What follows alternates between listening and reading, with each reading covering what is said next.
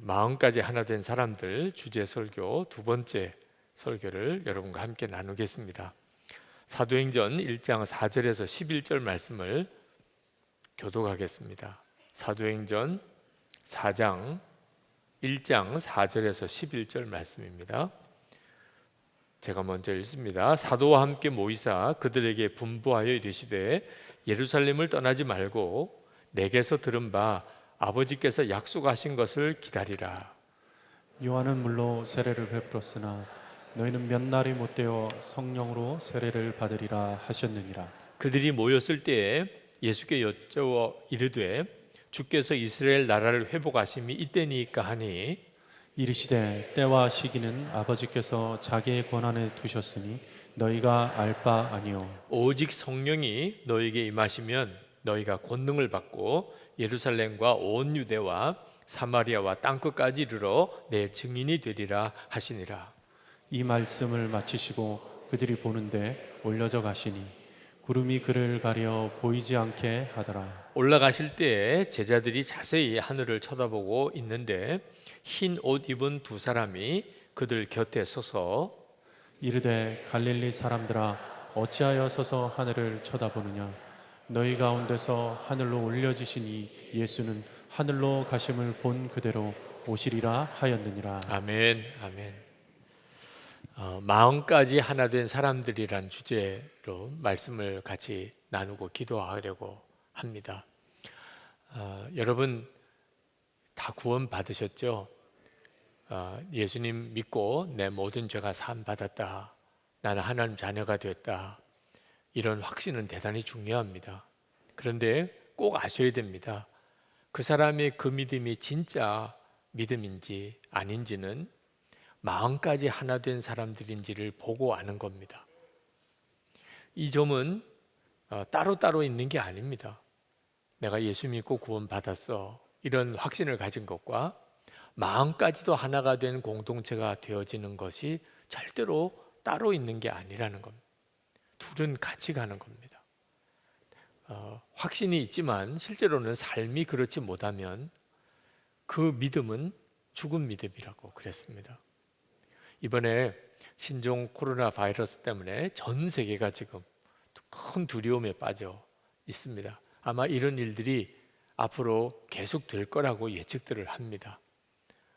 핵무기로 인해서 사람이 죽는 것보다 이런 무서운 전염병으로 사람이 죽는 일이 더 많을 것이라고 예측하는 사람들도 있습니다. 우리 선교사님 한 분이 어제 글을 하나 올리셨어요. 참 귀하게 느껴졌습니다. 최근에 신종 코로나 바이러스 확산 가운데 우리는 여러 반응들을 본다.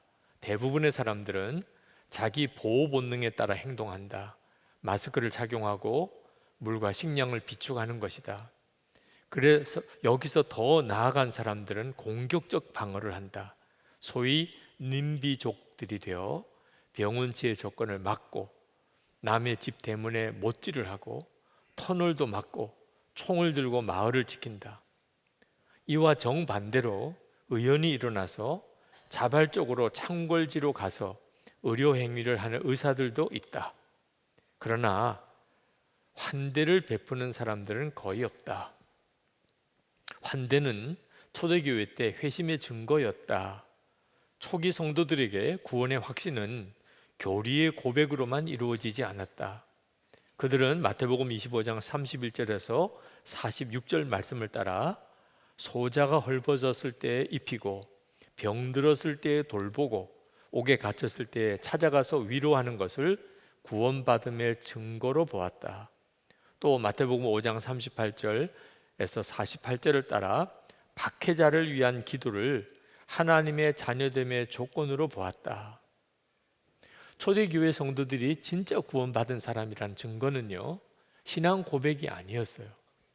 그들은 아주 작은 자, 헐벗은 자, 요즘 우리로 말하면 주목자들, 그분들을 따뜻하게 맞이하고 입히고 먹이고, 그리고 병든 사람들 돌보고 옥에 갇힌 사람들 찾아가서 그들을 방문하고, 그리고 자기들을 핍박하는 자들을 위해서 기도하는 것을 보고 이 사람들은 구원받은 사람이구나 그랬다는 겁니다. 지금도 똑같습니다. 지금도 진짜 이 사람이 구원받은 사람인가? 그것은 신앙 고백만으로 알 수 있는 게 아닙니다. 그 사람이 어떤 삶을 사느냐 하는 것을 보고 아는 겁니다. 그들의 환대는 오늘날로 생각하면 아주 파격적인데, 환대와 구원이라는 책이 있습니다. 회심의 변질이라는 책도 있습니다. 그 책 속에 잘 나와 있습니다. 예를 들면 로마인들은 여자아이를 버렸습니다. 근데 기독교인들이 그 버린 아이들을 입양해서 길렀습니다. 연병으로 죽은 사람들, 그 시체를 누가 수습을 해서 장례를 치러줬냐? 기독교인들이 했습니다. 그 전염병이 옮을까 봐 누구도 가까이 하기 싫어하는 그 죽은 시신들, 가난한 자들을 위한 모금을, 돈을 모아서 가난한 자들이 먹고 입을 수 있게 해주었습니다. 행색이 초라한 나그네 집으로 들여서 재워, 요즘 같으면 뭐 여인숙도 있고 여관도 있지만 그때는 없었어요. 귀족과 노예가 신분을 초월해서 서로 형제 자매라고 칭하고 입 맞추고 인사를 했습니다. 순교가 예정된 수감자들, 누구도 찾아가기 꺼리죠. 근데 그들을 방문했습니다. 초대교회 성도들의 삶에는 당시에 최고라고 자부심을 가졌던 로마, 헬라의 그 지성인들, 철학자들, 관료들, 흉내낼 수 없는 그런 아주 대안적인 미덕이 넘쳐났어요. 로마인들이나 헬라인들이 도무지 따라갈 수가 없었어요. 기독교인들의 그 섬김, 환대, 사랑, 용서, 희생 따라갈 수가 없었어요. 당시에 셀수스라고 하는 안티기독교 철학자가 있었습니다. 기독교인들을 모욕했어요. 일장 무식군, 시골 촌놈들, 자기들만 생명에 이르는 올바른 길을 알고 있다고 주장한다고 기독교인들을 욕하고 비난했어요. 그러나 기독교인들의 삶의 방식이 그때 당시에 최고의 지성인인 헬라인들, 로마 지식인들보다 훨씬 더 뛰어났어요. 훨씬 더 아름다웠어요. 로마 군인들이 기독교인들 재산을 몰수하려고 집에 쳐들어갈 때마다 그들이 충격을 받았어요. 버려진 고아들, 버려진 여자아이들, 그리고 장애인들, 그들을 돌보고 있는 거예요. 자, 지금 이런 연병이 확산하는 가운데 이 땅에 기독교인들과 교회 이야기가 들려온다. 중국 이야기입니다. 지금 그들이 SNS를 통해 자신의 연락처를 공개하고 무료로 집과 양식을 제공하겠다고 말한다. 지금 중국 위챗에 계속 올라오고 있는 글이 있는데, 기독교인들의 글이에요.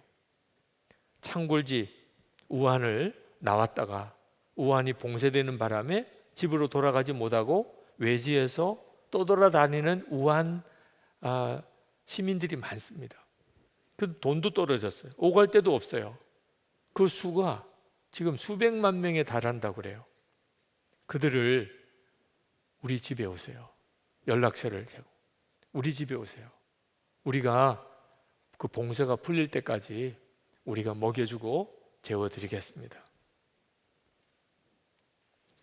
얼마나 초대교회 성도들과 닮아 있나요? 지금 중국에 있는 기독교인들이 아마 어쩌면 그 초대교회 때와 똑같이 하나님이 도대체 예수 믿는 사람이 어떤 사람인가, 지금처럼 이렇게 전염병이 퍼져 있을 때, 그런 때 드러나는 겁니다. 힘들고 어려울 때 다 서로 꺼리고 자기를 보호하려고, 본능이죠, 뭐 자기를 보호하려고 할 때, 그때 우리 안에 예수님의 생명으로 사는 사람, 성령의 능력으로 사는 사람은 어떤 사람인가가 드러나는 거예요.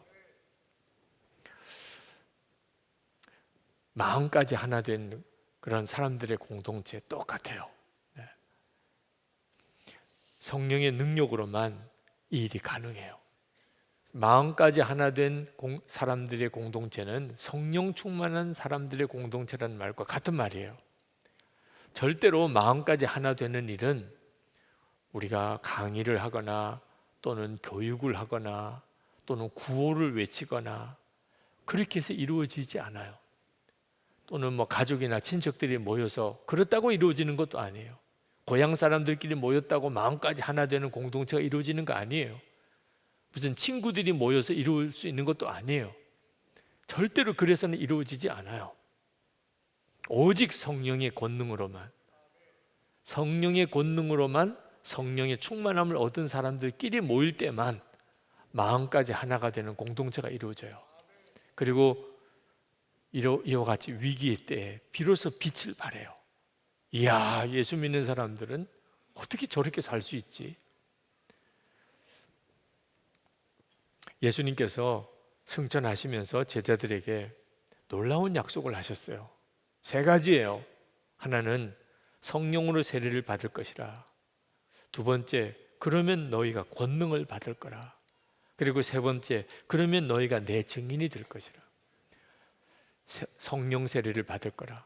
그러면 너희가 권능을 받을 것이라. 그러면 내 증인이 될 것이라. 그렇게 약속하시고 승천하셨어요. 실제로 그 일이 제자들에게 이루어집니다.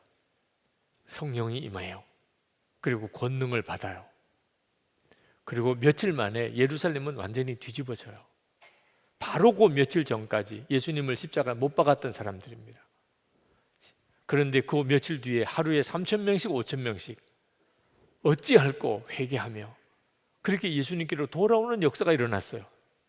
그때 그 예루살렘에 살던 사람 심정을 한번 생각해 보세요. 요 며칠 동안입니다. 지금 우리가 신종 코로나 바이러스 때문에 요 며칠 동안 나라 분위기가 싹 바뀌어 버렸잖아요. 그죠? 이렇게 싹 바뀌어 버리는 일이 그때 일어났어요. 성령의 역사로. 사람들이 얼마 전까지 예수님 십자가에 못 박았던 사람들이 얼마 뒤에는 다 회개하고 예수님을 믿겠다고 돌아오는 역사가 일어난 거예요.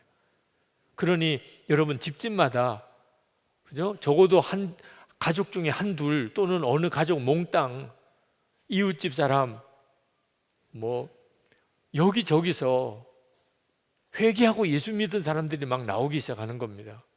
아니 어떻게 이런 일이 있어? 당신 왜 그래? 모르겠어. 내 마음이 이상하게 자꾸 그렇게 눈물이 나. 내가 큰 죄인인 것 같아. 예수님이 진짜 우리의 메시아인 줄 이제 난 믿어져. 아니 그걸 어떻게 믿어? 너 얼마 전까지 예수 십자가 못 박아라 그랬잖아. 모르겠어 나도. 뭐 이런 일들이 막 일어나는 거예요 옆에서. 예루살렘 시 전체가 얼마나 뒤집어졌겠어요. 성경을 사도행전을 그냥 읽을 때는 금방 싹 읽어지는 짧은 성경이지만 그 속에 들어있는 에피소드들이 얼마나 많았을까. 상상하면서 한번 사도행전을 읽어보면 야, 그땐 정말 대단했겠구나. 그런데 그 모든 일들이 어떻게 일어나냐면 성령의 권능 때문에 일어난 거예요. 성령이 임하고 그런 일이 일어난 거예요. 요즘 상황과 참 묘하게 대조가 됩니다. 요즘에 중국 다녀오신 분, 특히 중국에서도 우한에서 오신 분, 이런 분들은 정말 공공의 적이죠, 진짜. 중국에서 며칠 전에 왔다 이런 말만 해도 주위에서 싹 사람들이 아마 사라질 거예요. 네. 그것도 우한에서 왔습니다. 옛날에는 북에서 왔습니다. 이러면 그런데 요즘에는 우한에서 왔습니다. 그러면 정말 무섭지요. 사도들이 그런 취급을 받았어요. 사도행전 24장 5절에 보면 우리가 보니 이 사람은 전염병 같은 자라. 사도 바울이 그런 말을 들었어요. 전염병 같은 자라. 예수를 믿는 이 확산이 얼마나 급속하게 가는지. 이 사람만 가면 너도 나도 예수를 믿는 거예요. 갑자기 사람이 확 뒤집어지는 거예요. 그냥 교회만 다니는 사람이 되는 게 아니고 가족들에게 이웃 사람에게 가서 나를 용서해 주세요. 내가 그동안에 잘못한 거 용서해 주세요. 지난번에 내가 빌려가서 갚지 않은 돈 다 갚겠습니다. 지난번에 내가 뒤에서 욕한 게 있습니다. 그걸 용서해 주세요. 나 속의 마음으로 미워했었어요. 이런 일들이 막 일어나는 겁니다. 당신 왜 그래 도대체? 나 예수님을 영접했어요. 그런 일들이 막 벌어지기 시작하니까 전염병 같다고 그런 거예요. 전염병 같다고. 요즘과 같은 느낌이 오죠. 네. 예수를 믿은 사람은 그런 사람들이었어요. 이게 바로 성령의 권능이었어요. 여러분, 예수 믿는 사람은 어떤 이미지를 가지고 있나요? 제가 어릴 때부터 알고 있었던 예수 믿는 사람의 이미지는 술, 담배 안 하고 제사 안 드리고, 그죠? 주일이면, 일요일이면 꼭 교회 나가고 열심히 또 전도하고, 사람은 참 착한데 뭔지 모르게 조금 무능력하고 맹한 데가 있고 시대에 조금 뒤떨어지고 재미도 하나도 없고, 이런 식의 느낌이어서 제가 어릴 때부터 가지고 있는 예수 믿는 사람의 이미지예요. 그런데 실제로 성경은 예수 믿는 사람은 어떤 이미지인가? 골리앗 앞에서 물맷돌 들고 달려나가는 다윗과 같은 이미지. 네. 그 전쟁터에서 성가대를 맨 앞세웠던 여호사밧 왕과 같은 사람. 하나님께 기도하다가 사자굴에 던짐을 받았던 다니엘과 같은 그런 이미지예요. 그게 사실 예수 믿는 사람이에요. 그게 바로 권능이 있는 겁니다. 예수 믿는 사람은 절대로 나약한 이미지가 아니에요. 착하니까, 뭐 맞상대해서 싸우지 않으니까, 그냥 한없이 손해만 보는 것 같으니까, 그러니까 약해 보이긴 하지만 실제로 위기 상황이 오면 세상 없이 강한 사람. 힘들고 어려운 때, 지금과 같은 여러 가지 뒤숭숭한 문제가 일어날 때 하나님이 진짜 기뻐하시는 일, 그 일에 다 아무도 나서지 않으려고 할 때, 그때 담대하게 나설 수 있는 사람, 용서와 사랑, 섬김, 헌신, 그 일에 나설 수 있는 사람이, 그 사람이 권능을 받은 사람이에요. 초대교회는 우리와 같은 예배당 건물도 없었고 목사도 없었고 구약 성경 그것도 가진 사람 거의 없었어요. 구약 성경은 있었지만 신약 성경은 물론 없었고요. 그때 당시 뭐 신학교도 없었고 모태신앙인 없었어요. 그때 여러분 중에 혹시 모태신앙인 있습니까? 우리는 신앙이 몇 대 가문이야. 초대교회 때는요 없었어요. 모태 가문이라는 것도 없었어요. 신앙의 전통도 없었어요. 내가 어릴 때 내가 교회 다닐 때는 이랬어, 그런 거 없었어요. 그러면서도 그들에게 한 가지 있었던 것이 성령의 권능이었어요. 그래서 세상을 뒤집어 놓은 거예요. 예루살렘 뒤집어 놓고 가는 데마다 전염병이라는 그런 말을 들을 정도로 엄청난 영향력을 끼쳤어요. 지금도 성령의 권능이 우리에게 임하면 그런 놀라운 일들이 벌어져요. 영국에 유학을 하던 어느 자매가 향수병에 걸렸습니다. 집에 가고 싶은 거예요. 공부도 다 때려치우고 싶고 엄마 아빠 보고 싶고 교회 다시 내가 다니던 교회에 가고 싶고 친구들 만나서 한국 음식 먹고 싶고, 한번 이렇게 향수병에 탁 사로잡히니까 견딜 수가 없더래. 그 거처하고 있는 집에 영국인 주인이 이제 어디 나가서 혼자서 집에 있게 될 때 기도를 하고 싶어도 그 영국 사람 주인이 있는 상황에서 기도도 마음대로 못 하다가 집에 이제 아무도 없으니까 문을 다 걸어 잠그고, 그리고는 막 소리를 지르고 하나님께 기도를 했대요. 하나님, 집에 가고 싶어요. 나 그만둘 거예요. 하나님, 나 더 이상 여기서 견딜 자신이 없어요. 너무 엄마 아빠가 보고 싶어. 교회로 가서 한번 제대로 한국말로 그렇게 예배드리고 싶어요. 그렇게 막 소리 지르고 기도를 하다가 방언이 터진 거예요. 성령을 받은 거예요. 그렇게 울고 불고 막 외로워요, 힘들어요, 못 살겠어요. 그러다가 방언이 터지면서 본인도 뭐라고 설명할 수 없는 애통함으로 그렇게 울고, 그리고는 또 뭐라고 설명할 수 없는 기쁨으로 막 찬송을 하고, 그는 온 집안을 돌아다니면서 춤을 추고 찬송하고, 그렇게 기도하고 담임 목사님에게 넉 장에 걸쳐서 장문의 편지를 썼습니다. 결론은 목사님, 저는 여기서 성령의 역사를 체험했어요. 여기서 주님이 나와 함께 계심을 만났어요. 얼마나 기쁘고 편안한지 몰라요. 저 이제 한국에 가지 않아도 돼요. 똑같은 환경이에요. 아무것도 달라진 게 없어요. 그런데 그 자매 속에 모든 게 다 뒤집어져 버린 거예요. 그게 바로 성령의 권능이에요. 성령께서, 여러분 안에 계신 성령께서 여러분을 속마음으로 뒤집어요. 어떤 처지, 가정 문제든 학교 문제든 일터 문제든 여러분 교회 공동체 문제든 개인의 문제든 어떤 문제든지 성령의 권능으로 여러분 속에서 모든 걸 다 뒤바꿔 놓아요. 제가 서울 어느 교회 부흥회를 인도하러 갔는데 그 교회 교인이 아니지만 집사님 한 분이 기도원에 가는 생각하고 직장에서 휴가를 얻어서 아주 옆에다가 여관에다가 방을 잡아놓고 그 집회에 참여한 집사님이 계셨어요. 그 집사님은 직장 생활에 너무너무 어려움을 겪었어요. 믿음을 지키기가 어려운 겁니다. 그래서 직장에 사표할 생각을 하고, 그리고 하나님 앞에 마지막 응답을 구하려고, 그리고 그 집회에 부흥회 때 새벽부터 낮 저녁에 다 참석을 했어요. 그런데 부흥회 마지막 날 그 집사님이 저를 찾아오셨어요. 부흥회 때 은혜를 받고 마음이 달라졌다는 겁니다. 직장으로 돌아가렵니다. 제 직장이 제게 주신 사명지요, 직장 동료들은 하나님께서 제게 맡기신 사람들임을 알았습니다. 이제 제가 평소보다 30분 일찍 출근해서 직장을 위해서 기도하는 일부터 하겠습니다.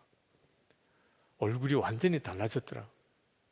은혜를 받고 나니까, 성령의 권능을 받고 나니까 환경, 여건, 상황은 하나 달라진 게 없는데 모든 게 다 달라져 버린 거죠. 여러분, 마음까지도 하나 되는 공동체, 그런 가정, 그런 교회는 성령의 권능이 임해야 이루어져요. 사랑이 없는 사람, 사랑 많은 사람이 되고, 기쁨이 없는 사람, 기쁨의 사람이 되고, 우울한 사람, 기쁨의 사람, 불의한 사람, 정의로운 사람이 되고, 아주 불화하는 사람이 화목한 사람이 되고, 조급한 사람이 오래 참고, 냉정한 사람, 정이 안 가는 사람, 따뜻한 사람이 되고, 아주 믿을 수 없는 사람, 충성스러운 사람이 되고, 오만불손한 교만한 사람, 온유한 사람이 되고, 사람이 뒤바뀌어 버려요. 성령의 권능이 그렇게 만드는 것입니다. 여러분, 오해하지 말 것은, 십자가의 복음으로 구원받은 것은 모든 기독교인이 다 그렇다고 생각합니다. 예수 믿는 사람 치고 십자가의 복음으로 구원 안 받은 사람 어디 있어요? 성령의 권능을 받았느냐, 이 질문에 대해서는 기독교인이 둘로 갈려요. 성령의 권능을 받은 사람도 있고 못 받은 사람도 있다고, 그렇게 갈려요. 오늘 이 시간에도 여러분에게 손들어 보라 그러면 둘로 나뉠 거예요. 예수 믿고 구원 받은 사람 손들라 그러면 다 손들겠죠. 성령의 권능을 받은 사람 손들어 보라 그러면 아마 갈릴 겁니다. 나는 예수를 믿고 구원은 받았는데 성령의 권능은 받지 못했어, 그런 분들이 있으실 거예요. 근데 그건 잘못 생각하는 거예요. 그렇게 생각하니까 신앙생활이 자꾸 하나님의 말씀대로 되어지지 않는 겁니다. 예수를 믿는 것 자체가 성령의 권능이에요. 성령의 권능을 받지 않고 예수 믿는 사람은 없어요. 우리는 예수를 믿는 것 자체가 그렇게 문제가 심각하지 않은 나라에서 살고 있기 때문입니다. 북한만 가서 나 예수 믿어요 이렇게 말하는 것 자체가 아마 전염병 같이 느껴질 겁니다. 여러분이 남에서 왔습니다 이렇게 말하는 것도 그 사람들에게는 충격이고, 게다가 저 예수 믿습니다 그러면 아마 북한의 사람들이 여러분 주변에서 쫙 물러갈 거예요. 예수를 믿는다는 말 자체가 지금도 전 세계에 여러 나라 지역에서는 그건 진짜 금기어처럼 되어 있는 나라가 많습니다. 오늘 이처럼 이렇게 예수 믿는 사람들에게 모여서 찬송하고 예배 드리는 것 상상도 못하는 지역 많습니다. 그러니 여러분이 지금 예수를 믿는다, 또 이렇게 예배 드리는 모임, 기도 모임에 참석했다, 성령의 권능으로만 되어지는 일인 거예요. 물론 이제 여러분이 그런 상황과 형편이 돼도 여전히 신앙 고백을 할 수 있고 여전히 이런 은혜의 자리에 참석할 수 있느냐 하는 것은 또 다른 문제이긴 하지만, 여러분이 지금 여러분 자신이 얼마나 놀라운 성령의 역사하심 속에 있는지를 알아야 합니다. 그런데 우리에게 정말 필요한 것은 이런 성령의 능력이 이렇게 예수를 믿고 그저 교회를 다니는 정도쯤으로 끝나서는 안 된다는 것입니다. 하나님께서 우리에게 정말 원하는 것은 어디까지 가는가? 마음까지도 하나 된 공동체가 이루어지는, 사도행전 처음 성령이 임했을 때 일어났던 그 모든 일들이 우리 가운데 다 나타나는 것입니다. 이런 성령의 권능을 받기 전에 반드시 기도하는 시간이 있었다는 것을 알아야 합니다. 기도하는, 마음까지 하나가 되는 공동체가 있기 전에 성령이 임하는 사건이 있었고, 성령이 임하는 사건 전에 기도하는 시간이 있었습니다. 예수님께서 제자들에게 성령이 이제 너에게 임할 것이다, 그렇게 말씀하기 전에 말씀하시고 약속하시고, 그리고는 기다리라고 그랬어요. 4절에 보면 예루살렘을 떠나지 말고 내게 들은 바 아버지의 약속하신 것을 기다리라. 주님께서 제자들에게 기다리라고 하신 것은 기도하라고 하는 뜻이에요. 그 기간이 있었어요. 그리고 성령이 임하고, 성령이 임하고 난 다음에 마음까지도 하나 되는 공동체가 이루어진 겁니다.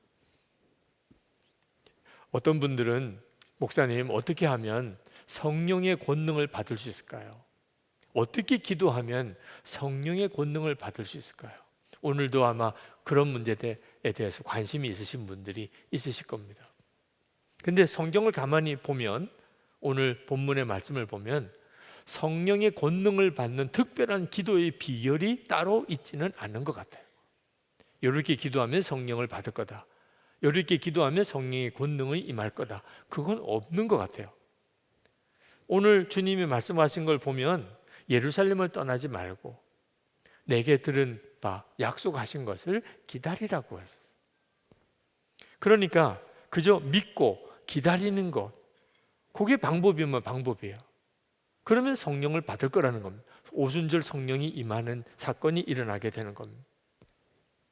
그러나 물론 그냥 팔짱만 끼고 가만히 있으라는 뜻은 아닙니다.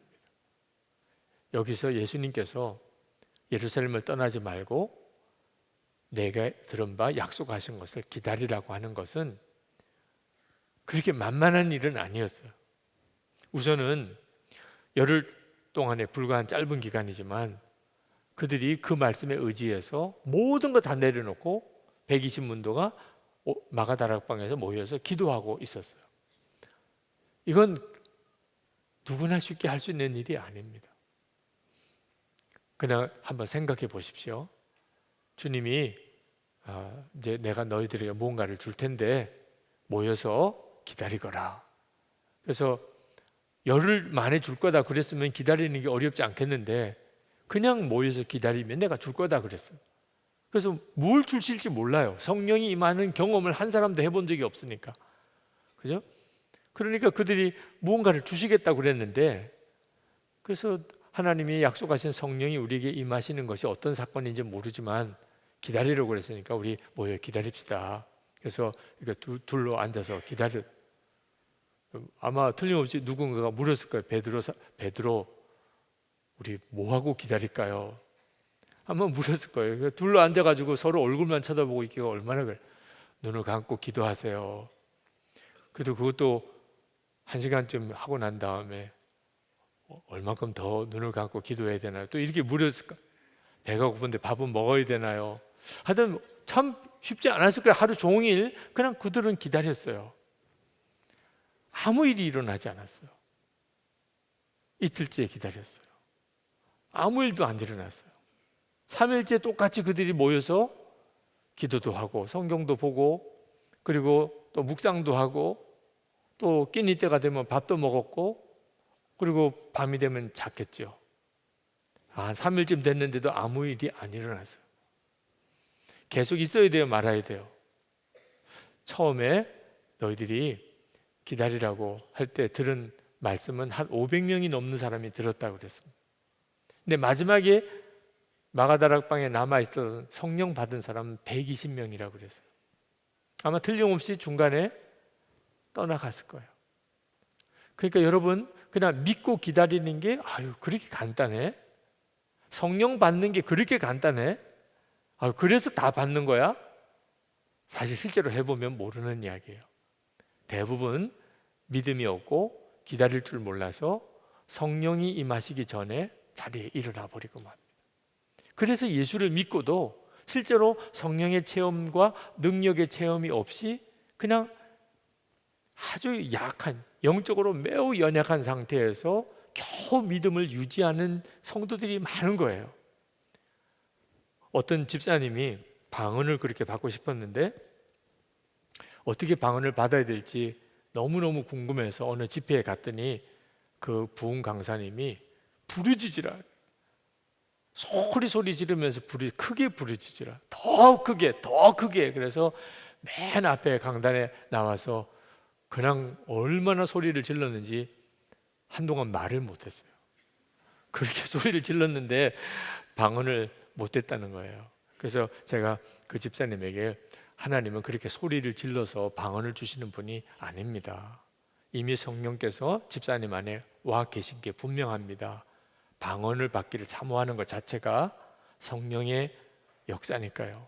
그러니 그냥 소리를 안 질러도 됩니다. 만약에 제가 어느 분에게 물을 달라고 그래서 물을 드리려고 하는데 그분이 물을 주시옵소서, 그러면 제가 어떻게 물을 줍니까? 물을 주시옵소서 그러고 가만히 있으면 제가 드세요 이렇게 드리면 네 이렇게 받아 마시면 되는 거죠. 하나님이 우리에게 성령을 주시고 역사하시는 것도 똑같습니다. 믿음이 안 생기니까 부르짖는 것도 필요하지만 믿으시면 그러면 주님이 역사하실 것을 잠잠히 구하셔도 됩니다. 그냥 성령님 제가 정말 영으로 기도하기를 원합니다. 역사해 주세요. 그리고 주님께 맡기고 입을 열면 그러면 주님께서 때를 대면 방언하게 하십니다. 그날로 방언을 받으셨어요. 막 소리 지르고 기도를 안 해도 성령께서 이미 우리 가운데 계세요. 마가다락방의 120문도는 성령이 임하지 않았을 때 그들이 열흘 동안 기도하고 기다렸었습니다. 근데 지금은 그때 성령이 임하시고 2000년 동안 지금까지 내내 성령은 우리와 계속 같이 계세요. 그러니까 지금 우리는 막 소리질러 부르짖어서 구할 필요도 사실 없는 때예요. 부르짖어서 소리질러 기도하는 이유는 나 자신 속에 아직도 확신이 안 들고 영적으로 부딪힘이 많고 복잡한 생각이 많고 하니까 내가 그것을 영적으로 싸워내느라고 소리질러 부르짖는 것은 필요해요. 큰 소리로 기도하는 것도 필요하고 큰 소리로 찬송하는 것도 필요해요. 그거 자체가 의미 없는 건 아니에요. 그러나 성령의 역사는 꼭 그렇게 해야만 받는 것은 아니라는 거예요. 마가다락방의 120문도는 그냥 믿고 기다리는 것이었어요. 기도가 기다리는 것이었어요. 예수님께서 겟세마네 동산에서 기도할 때 앉아 있으라, 그게 기도였어요. 예수님이 기도하는 것을 보면서 깨어 있으라, 잠들지 않고 깨어 있는 게 기도였어요. 지금도 성령님께서 그렇게 하세요. 그때 당시에 예루살렘을 떠나지 않는 것은 제자들에게 있어서 대단히 두려운 일이었어요. 예수님이 십자가에 죽으신 다음입니다. 그러니 그때 당시 예루살렘 분위기는 예수님의 제자들도 잡아서 죽이려고 하던 살벌한 분위기였어요. 예수님이 죽었으니까. 부활을 목격했지만 예루살렘 분위기는 굉장히 뒤숭숭했습니다. 제자들은 빨리 예루살렘을 떠나는 게 안전한 때였어요. 근데 예수님은 예루살렘을 떠나지 말라고 그랬어요. 그러니까 가만히 기다리는 것도 굉장한 믿음과 순종이 필요한 때였어요. 그런데다가 마가다락방에서 120명이 모였어요. 성지순례 때 마가다락방이라고 하는 곳을 가봤는데 120명이 들어가기에는 너무 작은 곳이더라고요. 근데 그때 당시에 마가다락방은 지금은 없어요. 마가다락방이라고 그냥 이름만 붙였지 실제로 그때 2000년 전에 마가다락방은 지금은 찾아볼 수가 없는 곳이죠. 하여튼 어떤 곳이든지 120명이 모여서 기도하고 있으면 표시가 당장 납니다.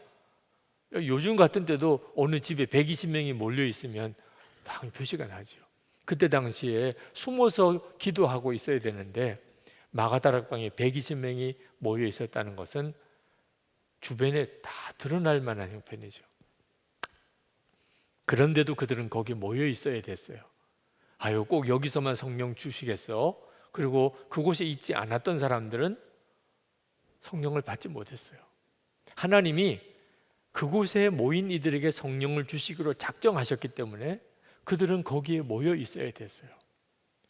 그냥 믿고 모여 기다리기만 한 것이지만 절대로 작은 일은 아니었습니다.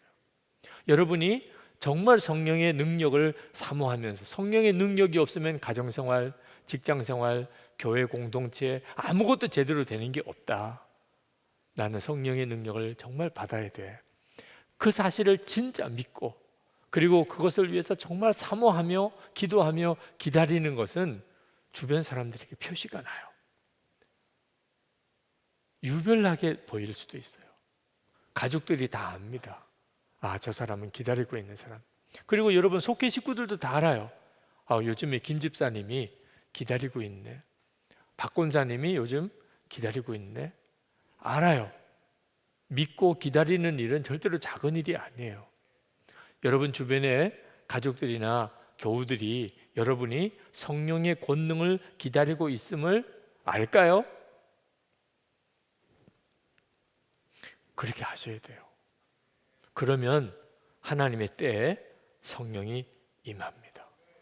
정말 놀라우게 임해요. 카메론 페리 박사라는 분이 30세에 목사가 되셨어요. 근데 그분이 60세가 될 때까지 30년 동안 그는 성령의 역사를 체험을 못 본 사람입니다. 근데 어느 날 아내가 병이 들었습니다. 근데 사모님을 위해서 기도를 하는데 목사님에게 성령의 능력이 없다는 것이 너무 애통했어요. 목사인데도 그동안에는 그렇게 아주 절박하게 성령의 능력을 기도해 본 적이 없어요. 그런 일이 별로 없었으니까. 그런데 아내가 아주 죽을 병에 걸리고 나니까 아, 내가 기도의 능력이 없다는 게 얼마나 애통한지.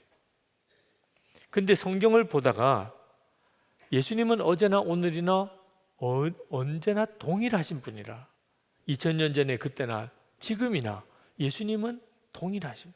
그러면 예수님은 내 아내를 얼마든지 고쳐주실 수 있는 분이잖아. 그런데 왜 나는 그런 예수님을 모를까? 왜 그렇게 믿어지지 않을까? 그때부터 그가 내가 정말 믿음이 없었구나. 30년 동안 목사 일을 했던 사람이기도 하지만 내가 그동안에 신앙생활을 너무 문제가 많게 했었구나. 그래서 그때부터 주님께 시간을 내어서 기도하는 시간을 특별히 갖기 시작을 합니다. 다 잠든 시간에 1시간씩 하나님 앞에 1시간 기도를 매일 드려요. 주님과 교제하는 시간을 가는 겁니다.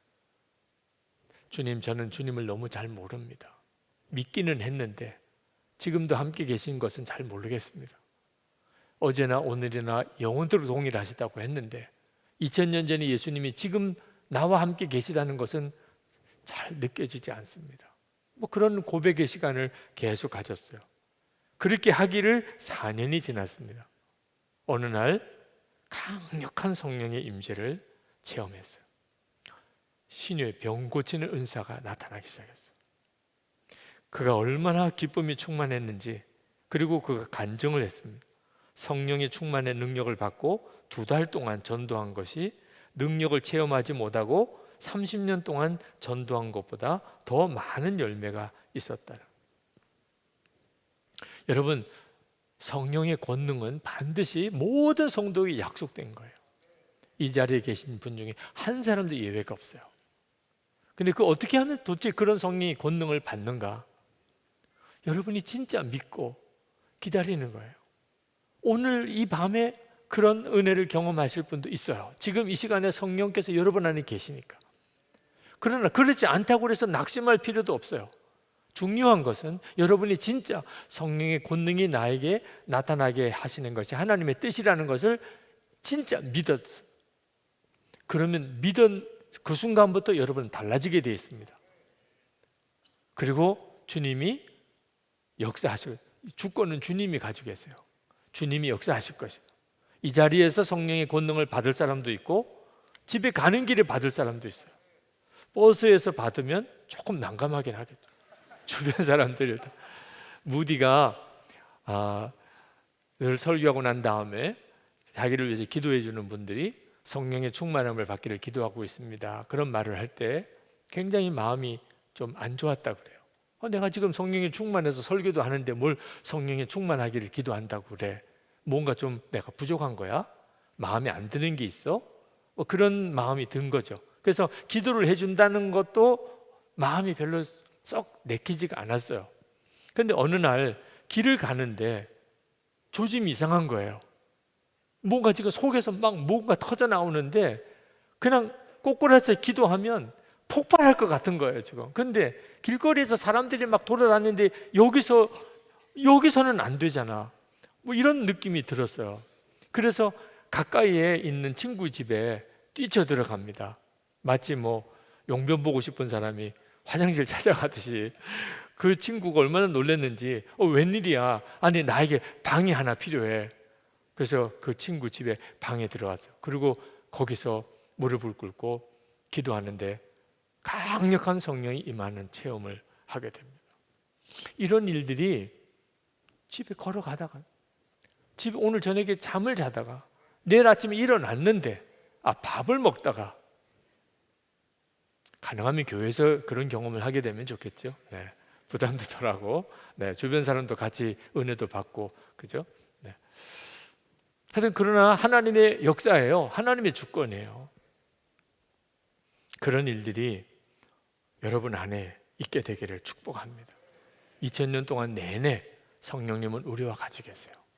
그래서 누구든지 진짜 믿고 정말 성령의 역사를 기다리는 사람에겐, 어느 누구에게나 성령께서 강력하게 그 권능으로 임하세요. 우리가 그동안에 사실 얼마나 성령을 무시하고 살았는지 모릅니다. 내 안에 거하시는 하나님이세요. 그런데도 생각도 안 해요. 이런 경우를 무시한다는 거죠. 여러분이 오늘 저녁에 집에 들어갔는데 가족들이 인사도 안 해요. 왔냐고 물어보지도 않아요. 그러면 얼마나 섭섭해요. 늦게 들어가서 다 자서 그런가 보다. 내일 아침에도 식당에서도 본체 만취, 거실에서도 본체 만취예요. 여러분 이러면 얼마나 집이지만 얼마나 힘들어요. 아내한테 무시당하는 남편, 정말 살맛 도 없겠죠. 남편의 어떤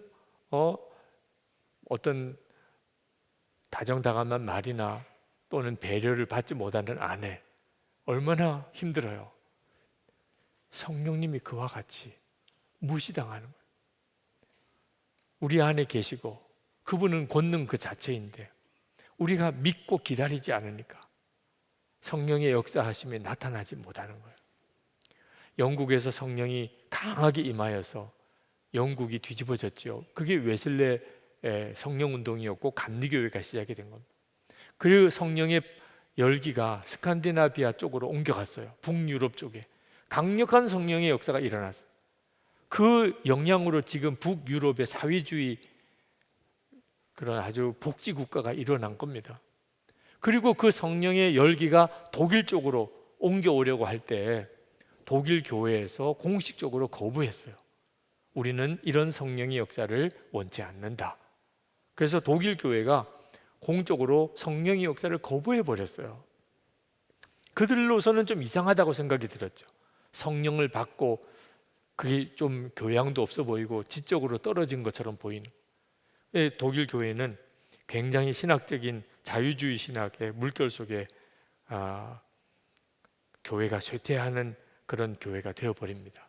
그리고 독일 안에 무서운 사탄의 역사가 일어나요. 1930년대 히틀러가 일어납니다. 그리고 독일 전체가 거의 미친 나라가 되어버립니다. 그때 독일 교회가 악한 영의 역사라는 걸 알아요. 지금 이 일이 악한 영의 역사다. 근데 아무 힘이 없는 거야, 독일 교회가. 성령의 역사를 거부하고 나니까. 그러니까 독일이 나치 세력에 사로잡혀서 전 세계에 끔찍한 죄를 짓는 나라가 됩니다. 여러분 안에 성령님은 역사하기를 원하세요. 어떤 사람은 환영하는 사람도 있고 사모하는 사람도 있고 어떤 사람은 거부합니다. 이거는 엄청난 차이가 나요. 지금 우리 한국이 정말 기도가 필요한 것은 지금 한국이 그런 위기 상황에 있어요. 하나님을 부인하고 하나님을 대적하고 하나님의 말씀을 모욕하고 하나님의 말씀과 반대로 나가고 아무리 뜻이 좋고 정책이 좋아도 하나님을 거부하면 무서운 나라가 돼요. 이걸 정말 기도해야 돼요. 말로는 깨우칠 수가 없으니까.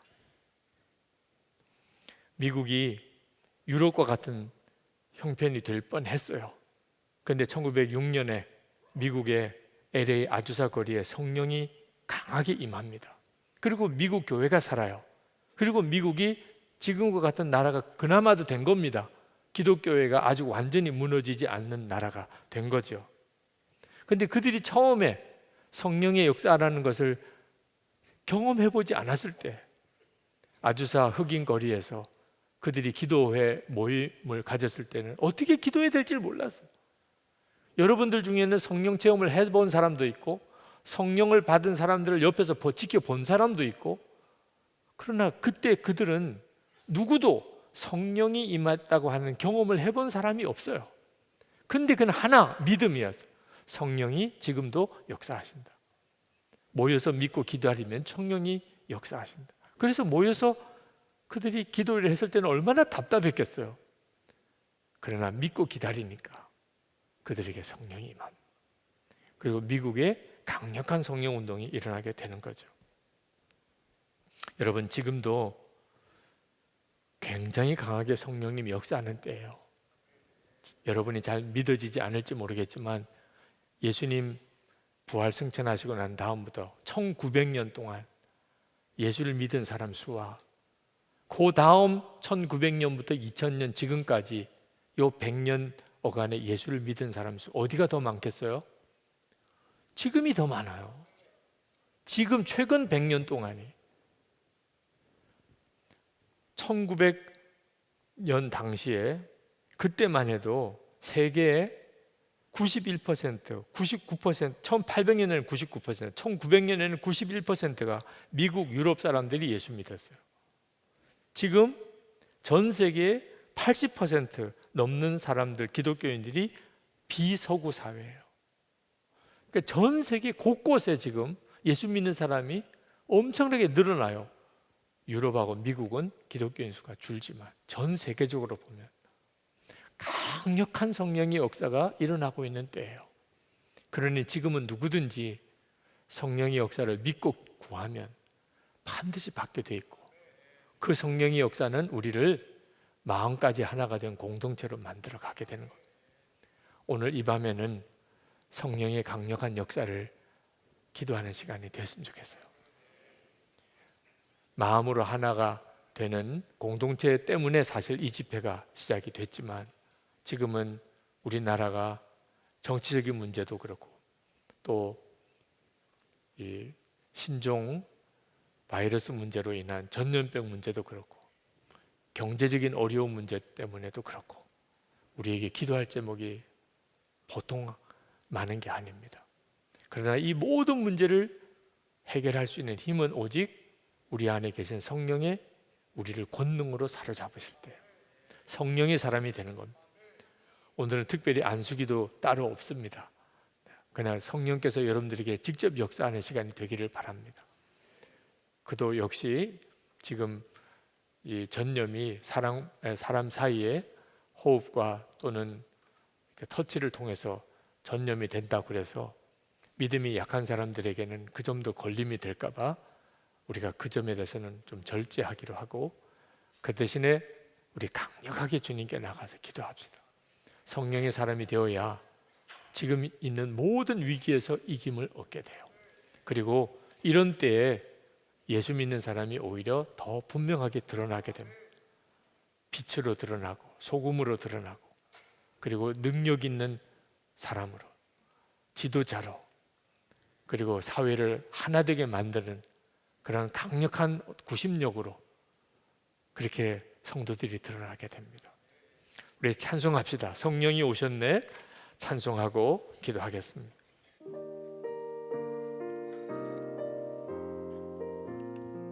나의 마음 안에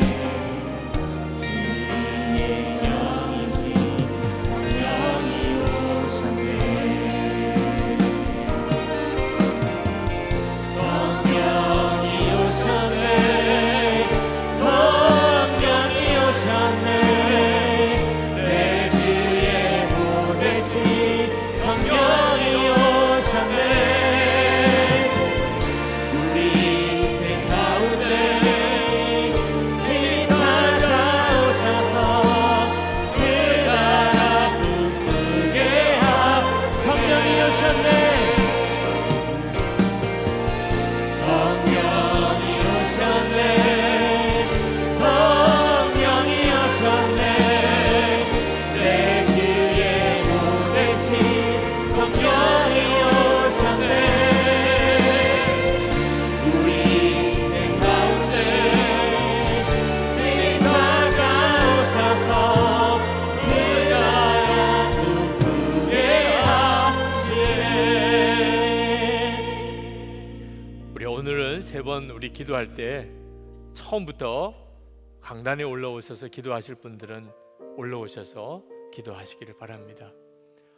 우리 찬송을 성령이 오셨네라고 찬송을 하셨습니다. 주여 이 시간에 성령을 보내주소서 그렇게 기도할 필요가 없다는 것입니다. 여러분이 오늘 여기까지 오신 것은 여러분 안에 성령이 오셨기 때문입니다. 여러분의 성령님 나에게 더욱 기름 부어 주소서. 여기까지 이끄신 것처럼 주님께로 더 나가게 하소서. 성령님을 사모합니다. 성령님을 환영합니다. 정말 성령의 세례를 받기를 원합니다. 성령의 권능을 받으리라, 내 증인이 되리라 말씀하셨으니 그것이 나에게 이루어지게 되기를 원합니다. 주여, 성령님을 제가 사모하며 갈망하며 주님을 주목합니다. 붙잡아 주소서. 역사하소서. 우리 주여 부르짖고 기도하겠습니다. 주여! 주여, 곳곳마다 만나는 사람마다 예수님은 지금도 살아계시고 우리와 함께 계심을 주여 저를 통해서 증거하소서. 매일 무슨 일을 만나든지 일터에서나 가정에서나 내가 움직이는 모든 곳에서 예수님께서 내 안에 거하시고 역사하심을 만민이 볼 수 있게 주옵소서. 나를 통하여 주님이 일하소서. 나를 통하여 주님이 역사하소서. 우리 주여 부르짖고 기도하겠습니다. 주여! 주님, 사람들과의 관계가 깨어진 가족들 관계, 친구들 관계, 하나님 직장 동료의 관계, 하물며 교회 안에 성도들 사이의 관계, 깨어진 관계가 다 하나 되는 역사가 일어나게 하소서. 성령의 권능을 사모합니다. 성령의 능력을 부어주시기 원합니다. 용서하고 사랑하는 능력이 일어나게 되기를 원합니다. 사람을 기뻐하고 모든 주어진 환경에 감사하고 하나님의 역사하심이 눈에 환히 보이고 하나님 천국이 우리 눈에 완전히 열려지는 역사가 주님 일어나게 되기를 원합니다. 하나님, 나로 인하여 가정이 완전히 달라지게 되기 원합니다. 나로 인하여 교회 공동체가 완전히 변화되기 원합니다. 한국 교회, 우리나라 사회 전체가 하나 되는 역사가 일어나게 주옵소서. 우리 주여 세 번 부르짖고 기도하겠습니다. 주여! 주여! 주여!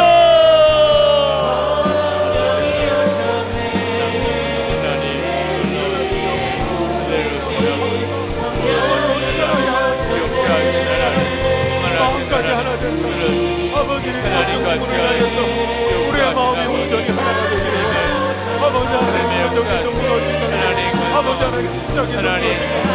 아버지 하나님, 관계를 인하여서 상처받고 깨어지고 무너진 신령들을 아버지 하나님 온전히 하나 되게 하소서. 아버지 회복시켜 주시옵소서. 아버지 성령님의 은혜로 하나 되게 하소서. 성령님의 은혜로 하나 되게 하소서. 아버지 우리를 하나 되게 하시기 위하여서 십자가 지셔서 아버지 무너졌던 관계, 깨어졌던 관계, 아버지 하나님과 완전히 아버지 원수된 관계를 아버지 온전케 하시는 성령님의 능력, 아버지 하나님 예수 그리스도의 보혈 하나 되게 하시는 능력으로 사로잡아 주시게 되기를 원합니다. 아버지 상처 입어서 무너진 가족들과의 관계, 형제에 무너졌던 부분들, 아버지 부모 자식 간에 아버지 하나님 상처받은 모든 아버지 하나님 깨어진 상처들 하나님 아버지 온전케 하여 주시고 회복시켜 주셔서 주 예수 그리스도의 은혜로 아버지 하나님 하나 되는 역사가 일어나게 되기를 원합니다.